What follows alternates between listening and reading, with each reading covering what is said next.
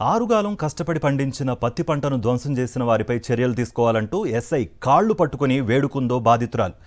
శ్రీ సత్యసాయి జిల్లా అగళి మండలం కెంకర గ్రామానికి చెందిన నరసింహరాజు అనే రైతు కుటుంబ సభ్యులు అప్పు చేసి ఎకరం భూమిలో పత్తి పంట సాగు చేశారు. పంట చేతికి వచ్చే సమయంలో అర్ధరాత్రి గుర్తు తెలియని వ్యక్తులు పంట మొత్తం ధ్వంసం చేశారు.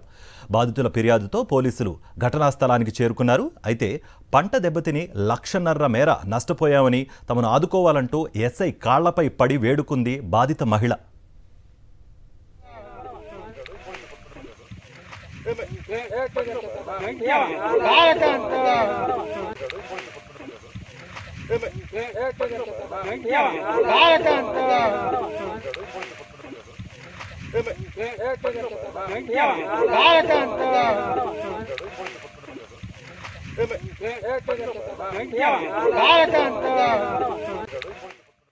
మేము ఈ 3 నెలల నుంచి పత్తి పంటను పెంచినాము. ఇప్పుడు క్రాస్ చేసే సమయంలో మధ్యరాత్రి సమయంలో ఎవరో వచ్చి మాకు పంటను చాలా నష్టం చేస్తున్నారు.